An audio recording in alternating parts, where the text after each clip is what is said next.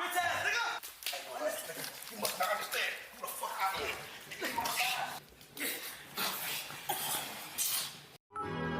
Dirty Dan. Dirty Dan. Dirty Dan. I'm Dirty Dan. I don't know what you mean. I'm Dirty Dan. It's absolutely amazing. I'm Dirty Dan. Whoa, Dirty Dan. Streamer University is separating creators from clip farmers.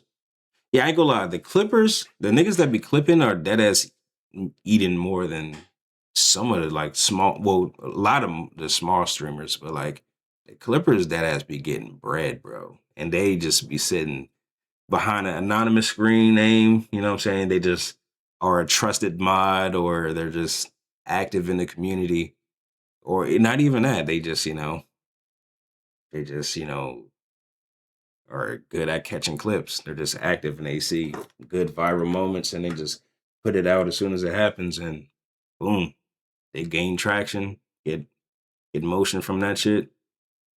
But yeah, let's go ahead and check this shit out, bro. 2 days in and Streamer University is already off to a wild start. Get down on the ground. You want me the first thing I put my hands on? Cuddy not in here, nigga. I don't give a... Cuddy not in here. Cuddy not in here. Relax.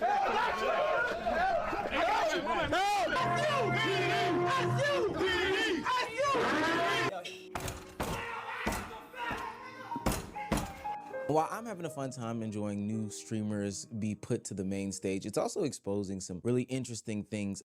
Wow. That's an improve us all at Streamer U. That shit would go crazy. We would get annoyed. We would probably get kicked out because a lot of the asinine behavior, the pranks, the clip farming, doing shit for clips and views and shit, it would get really tiresome, really annoying, really quick. About the streaming universe as a whole. There are some creators that are understanding the opportunity better than others. Even though they aren't there, DDG and Funny Mike have built watch party audiences that are rivaling some of the viewership of people that are actually on campus. Suburb Baby is using his comedy and quick timing and all the other charismatic things that he has to create storylines that continue throughout the week. But then on the other hand, you have some creators who are chasing one viral clip at a time, believing that getting posted on Twitter is the same as building an audience. And then you have some that really just don't understand nor can handle the moment. Everyone at Streamer University has it would just get annoying, bro. Day 1 and day 2 have showed that only some of them know how to actually control it. If you're new to this and you haven't already, please hit that subscribe button. It's gonna go a long way for the channel. Let me know down below if we need to have watch parties here. There's so much going on and I want to point y'all in the right direction of who's going the craziest. Now, back into the video. With hundreds of streamers on campus simultaneously streaming all at one time, attempting to introduce themselves, meet larger personalities, and create the moment that would separate them from everyone else, Streamer University is not lacking in content. The best way to describe it is that day 1 and day 2 was an attention free-for-all. From the very first day, it felt much less like a traditional university and more like one massive streaming competition. Everybody had a camera, everybody wanted an introduction, and everyone was searching for the interaction that... And that's what I'm saying. I'm in my 30s. A lot of these niggas 19, 20, in that bracket, 19 to 20.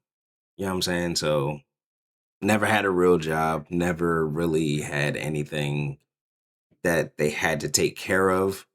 They were just like, fuck, I was born with a tablet in front of me, my nigga. My mom slapped a tablet in front of me my whole life. All I know is screens and looking at shit and all type of bullshit. So they're coming into it knowing only that. They don't know any type of real shit, you know what I'm saying?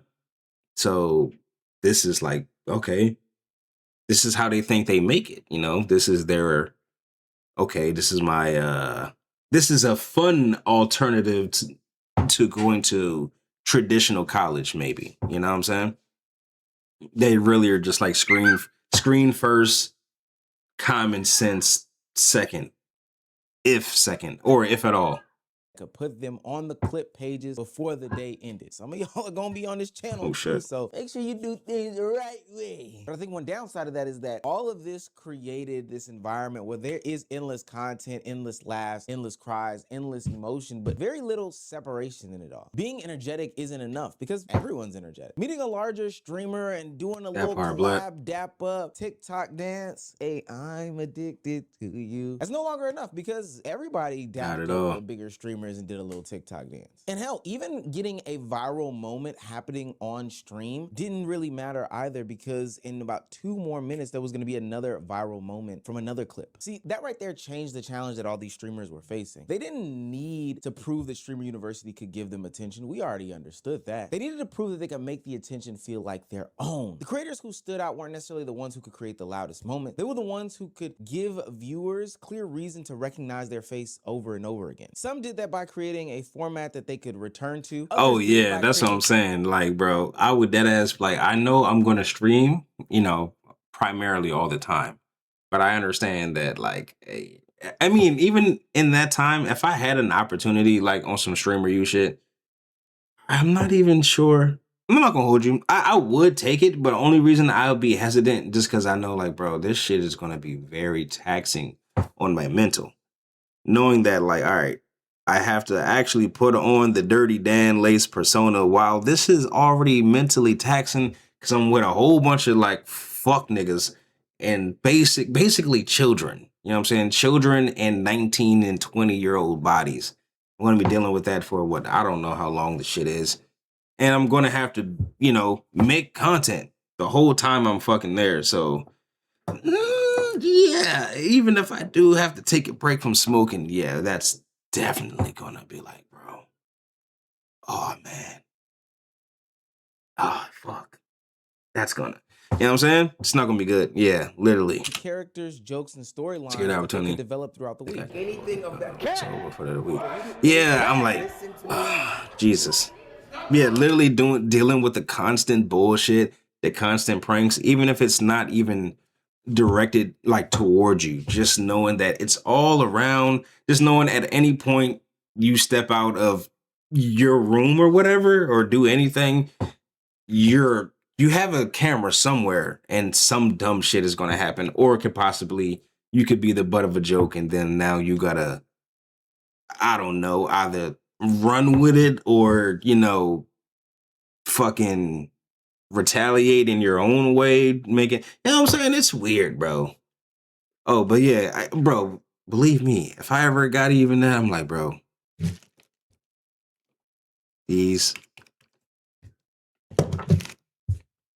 I'm chilling. A Benjamin, something like something discreet, like yeah, you know, like something like this, something like discreet, like a little Benjamin, something to swerve on, that I can like keep in like my palm or some shit.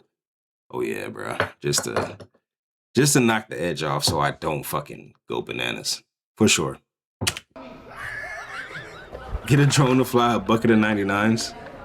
And the clearest examples to me were DDG and Suburb Baby. Both of them understood that one viral interaction would not be enough. They took control of the attention in 2 completely different ways. If you tell Silky to come up, tell him to come to your camera, and then act like you want to do a video with him or a picture, then sniff him and be like, ooh, you musty. I got 20 gifted for you. Can I get a picture with you, please? Can you say hey in my chat? What's And shout yourself out. I'm Amber. Amber, okay, Yeah, nice to meet you. All right, let's pose for a picture. Okay.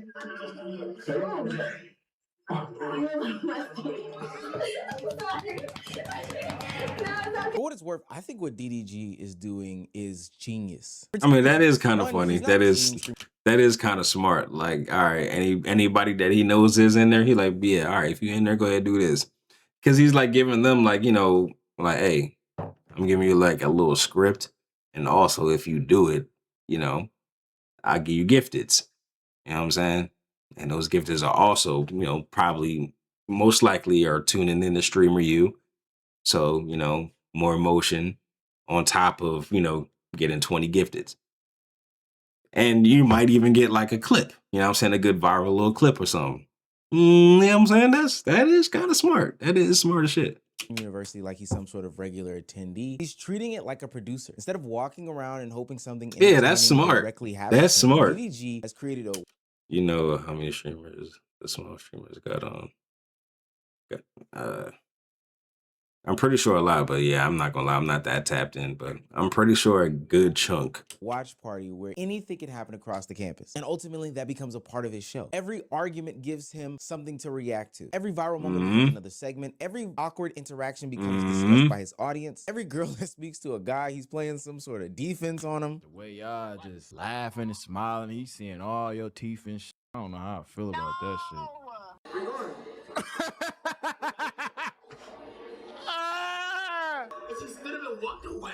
Game is game, nigga. And how he has all these phone numbers, I don't know, but I think that it is hilarious. He doesn't personally need to participate in every major event because his format allows him to benefit from all of them. This is what makes the watch party so smart. DDG has created a system that allows him to collect content. And trust me, as somebody who that's smart. A Love Island watch party for the finale, please don't ask me why, don't ask me how. I understand the benefits of sharing this like communal experience in a one specific place and having it emceed by somebody. It also benefits the small streamer. One, if you can get on DDG's stream as a small streamer and get exposed to the storyline that DDG produces, it brings more light and more eyes to your platform. And two, that is true. That's what I was saying earlier. Being engulfed in this bigger environment, which we will get into because the Aisha Safori, or however you pronounce her name, situation is actually pretty insane. We'll have to do a whole separate video. But ultimately, it is very hard being in this environment, this super duper improv environment. You can feel aimless. You can feel like you need some guidance, and nobody can really reinterrogated instruction.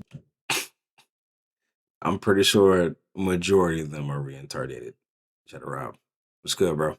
But DDG seemingly found a way to do that. This is what makes DDG bigger than a participant. He becomes one of the reinterrogated to understand what is happening. One of the reinterrogated. DDG is using Streamer University as material. He created a show that can continue every single day, regardless of which individual moments go viral. But Suburb Baby, on the other hand, Suburb Baby.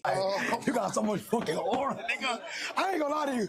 All that streaming, I wanted to be just like you. I ain't gonna lie, this shit I do to just be you, nigga. Like, stop all that dick riding, bro. Nigga, you need to start dick riding. This dookie pookie. Anyway, oh shit, move, nigga, move. Go to the right, move, bitch, move. Okay. Get your big ass off, nigga. Fuck yeah, papi. Get papi. Put some twang on that thing. Streamer University in a major way. He doesn't need the highest production because his personality is doing all the talking and walking. In under 15 hours, Suburb Baby went from glazing Duke Dennis to getting arrested and is running around in a prisoner outfit to flirting with a girl to no success, might I add. 30. What the fuck? You're dead ass 30? Yeah. You look good for 30 for sure. Thank you. I thought you was 20, 24. I'm young. Look good for 30 is crazy. Like 30 is fucking old. The only thing I've seen on stream you so far is Phantom running fast as fuck. That's a fat person. Nigga. You 24? Fat niggas be moving. Why you look older than your age though? I don't. You do. I don't. You do. No, I don't. Why are you saying it like that? No, I don't. I look 24. You lying? How old I look then? You look about 35. You could have had you a rich nigga. Now I'm walking away. Stop! But you still here. Stop! And all three clips were different, but each one worked because of the timing and his personality. Instead of forcing the same joke over and over again, he's adapting to the situation. Yeah, fat niggas be moving, real improv. This allows him to create multiple storylines instead of relying on one viral moment to carry him throughout the next 5 days. The clips are funny on their own, don't get me wrong, but the storylines are giving people a reason to follow continuously. That's more valuable than one isolated event. The audience isn't just watching something because something happened funny one time. They're beginning to recognize his personality and understand what he adds to every single interaction. That's the risk you got to take when moving fast, bro. Baby cuts the corner.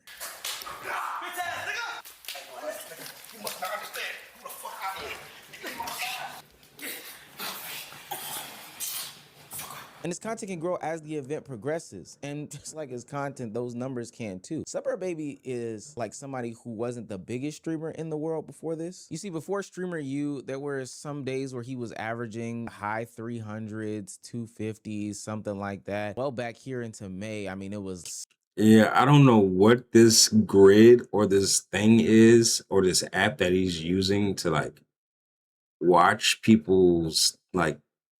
This is crazy, like that they have this, that you can just sit there and just, that like it's readily available that you can just watch people, like see how many followers they got, hours to watch. That's like digital pocket watching. Sub 100. That's what I'm saying. That's like really, really, when you get to that point where you're doing this shit, bro, that's actually weird. That's like, yeah, that is definitely another level of parasocial. I get it if you're trying. I mean, I don't even really get it when it comes to like trying to make content for a video. I mean, I guess it is good if you're just, trying to provide, I guess, facts, but that's nuts. The fact that this shit even exists, that you can sit there and watch a specific person on a specific day and see how long they streamed, what was their average view count, their max, how many the hours watched, like how many followers they got. That's really weird. That's digital pocket watching. That's actually kind of weird. I'm not gonna lie, bro. And I'll put down the phone, get some fresh air.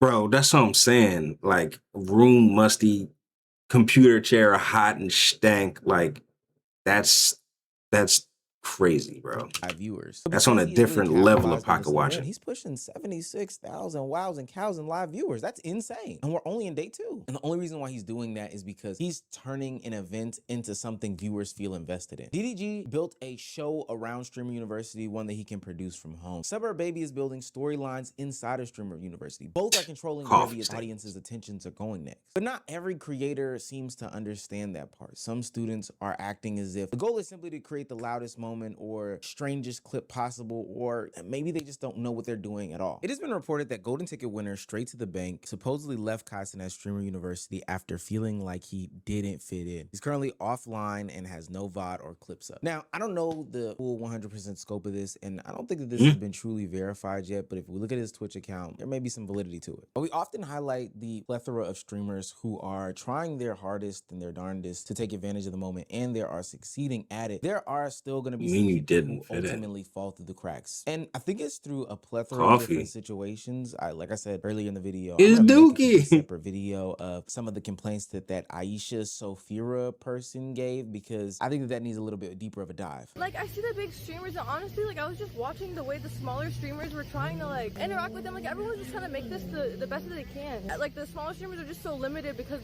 all they're doing is supporting the bigger people and making their streams better. But ultimately, what I got from it is that there is a lot of sauce and opportunity and chaos and commotion, but content going on at Stream University, and it's easy to get lost in that sauce. This year's professors can teach students about branding, production, consistency, networking, and turning attention into a sustainable career. But Streamer University only lasts but a few days. The real test begins when the cameras leave and the students return to creating without Kai, Duke, or facts. Creators with the right mentality will study what works. Once all this shit is like over with, and they go back to their home or doing the IRLs or whatever, you know what I'm saying? Like the 75Ks, the 50Ks, the 20Ks.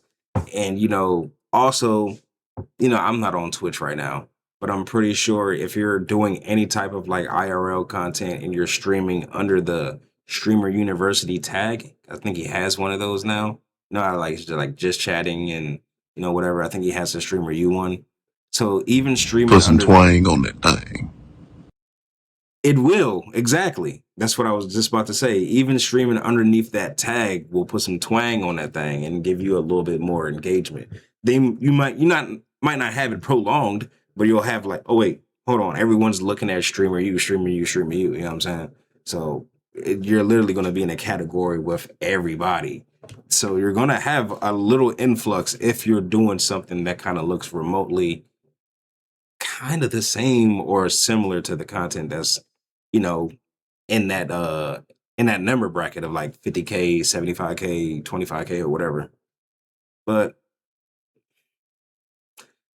it's just how much longevity are you going to have after that when you go back to doing your own thing? Like, or can you capitalize with that, off of that shit? Follow up on the relationships they made during that and turn them into moments that continue producing content. Also, yeah, the networking is a big thing too. The type of relationships you make, like, you know what I'm saying? You might meet somebody and piss somebody off because you met them for the first time, but like it was like a viral moment for you or like your community or some shit. but like that could have been a good networking partner you could have used, not used, but I mean, worked with, to, help you in the long run. But now it's just like, oh yeah, it was just some random nigga. I don't know who the fuck that is, but you got that moment. You remember it, because maybe did some weird shit or said some weird shit, but kind of, fucks it up in the long run. Only way I could with them is to do collab streams. Well, you're already there. Yeah, but it seems like everyone's just doing IRLs when they're there. They're just streaming under the streamer U tag and just doing IRLs type shit.